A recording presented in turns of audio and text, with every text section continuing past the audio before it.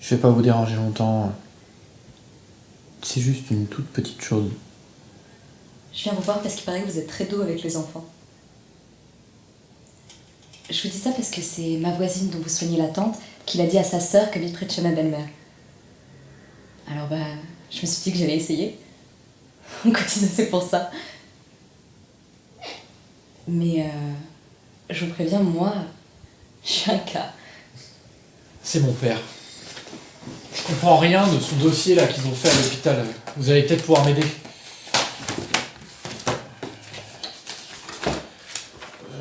Entrée le 3 janvier 2020 pour anorexie et confusion, hypertension ancienne bien équilibrée, pas de diabète ni signe neurologique, bilan complet négatif. Bref, je comprends pas qu'ils lui ont rien trouvé. Au 3e jour d'hospitalisation, déambule dans les couloirs, demande à rentrer chez lui, moyen séjour envisagé. J'étais plutôt pour qu'il le garde, moi, au moins une semaine. Lui, évidemment, il veut pas en entendre parler, ses poules, son chien, ses lapins. Qui est-ce qui allait s'en occuper? Je suis enceinte. Mon mari attendait ça depuis des années. Puis moi aussi, mais on n'y arrivait pas. Alors on a fini par se dire que c'était pas possible. On s'était même mis dans la tête d'adopter. Il y a l'assurance qui m'a envoyé des papiers, une lettre ce matin, pour rapport aux emprunts qu'il a fait pour la ferme, qu'il n'a pas pu rembourser forcément, et il me demande comment il est mort. Et je me suis dit que peut-être vous pourriez leur dire. Mais moi, ce que je veux surtout, c'est savoir s'il a souffert. Voilà, je voulais vous demander si par hasard vous pourriez pas me dépanner. Je suis toxico et en ce moment je décroche et du coup j'ai besoin de morphine en comprimé. Parce que le protocole c'est ça.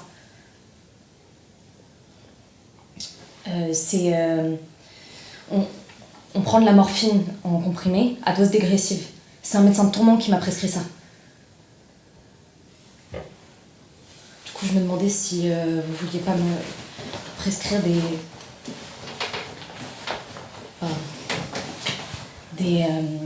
la morphine en comprimé, mais juste le temps de rentrer chez moi. Je tiens plus debout, ça tourne. J'ai fait 40 de fièvre. C'était tout juste si j'ai pu arriver jusqu'ici. Il faut absolument m'arranger ça parce que je retourne travailler ce soir et là vraiment je peux pas. Donc faut me donner un truc parce que j'en peux plus. J'ai les yeux tout collés, je vois plus. On peut plus.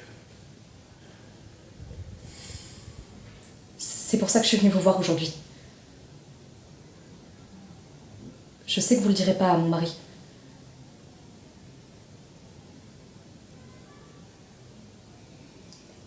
Je lui dirai que j'ai fait une fausse couche.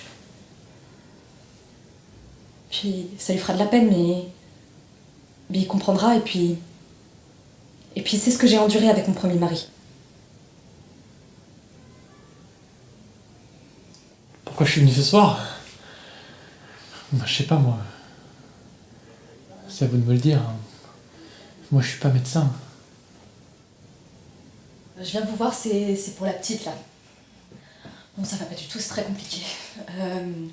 Déjà, attends une seconde s'il te plaît. Attends. Déjà, elle fait toujours pipi au lit. Elle mange rien. Puis bon, la nuit, J'arrête s'il te plaît. J'arrête. Excusez-moi.